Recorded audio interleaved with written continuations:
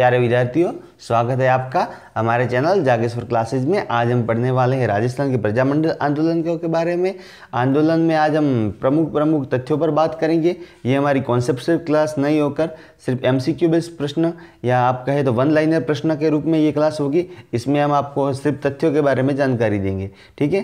तो हम प्रजामंडल आंदोलन के बारे में बात करें तो प्रजामंडल का सीधा सा अर्थ होता है प्रजा का मंडल या जनता की सरकार, यानी कि ऐसा मंडल जिसमें जनता की सरकार हो, यानी कि जहाँ पर सरकार की जगह जनता का शासन हो, यानी कि जनता की ही सरकार हो।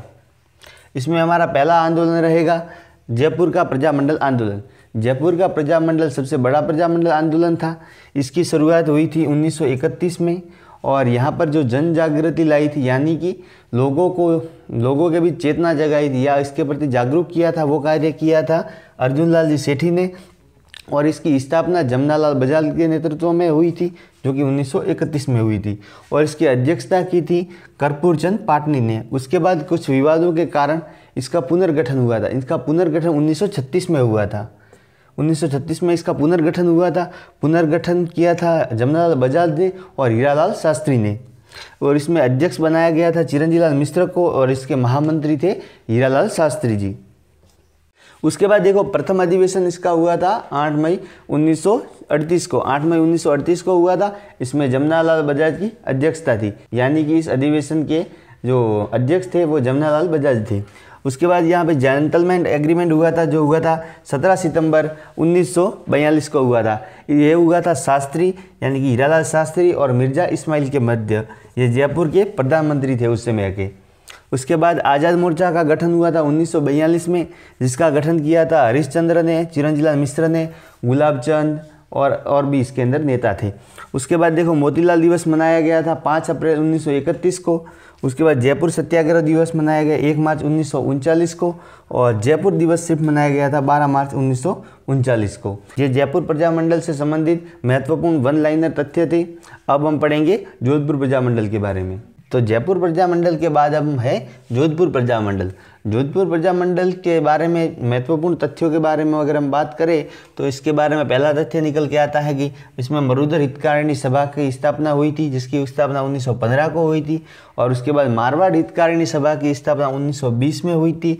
और इस प्रजामंडल से संबंधित 2 पुस्तकें प्रकाशित हुई थी, जिनका नाम है मारवाड़ की अवस्था और पोपाबाई की पोल। ये 2 पुस्तकें हैं जो जोधपुर प्रजामंडल में प्रकाशित हुई थी। और उसके बाद JN व्यास जिनकी यहाँ पे महत्वपूर्ण भूमिका रही थी प्रजामंडल में, उनको शिवानाथ दुर्ग में कैद किया गया था। और इन्होंने जयनारायण व्यास ने बाल भारत सभा की स्थापना 1931 में की थी। उसके बाद तोल आंदोलन चलाया गया था। उसके बाद पशुओं पर कर लगाया गया था 1923 को। और कृष्णा दिवस मनाया गया था। कृष्णा एक विधवा महिला थी, उससे संबंधित ये हैं। ये 1936 में मनाया गया था।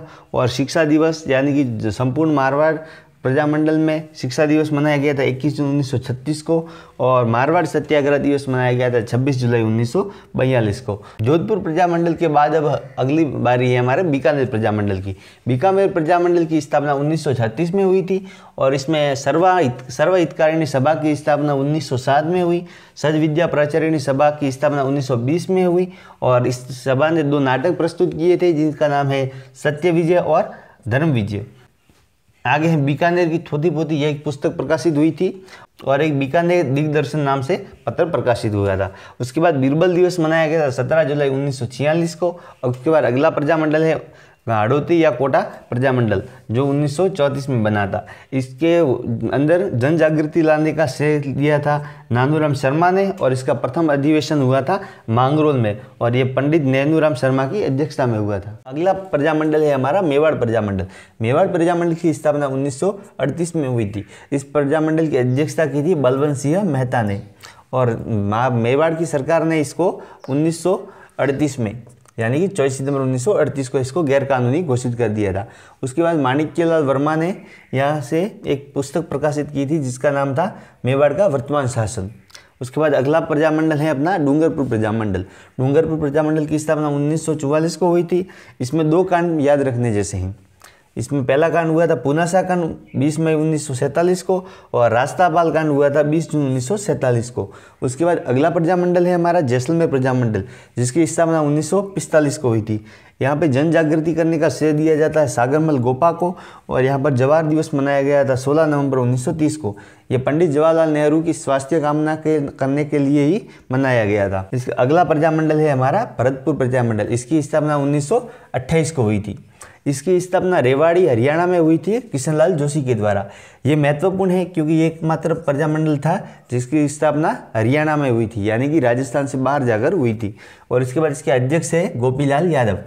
अगला प्रजामंडल हमारा है धौलपुर प्रजामंडल, जिसकी स्थापना 1936 को हुई थी।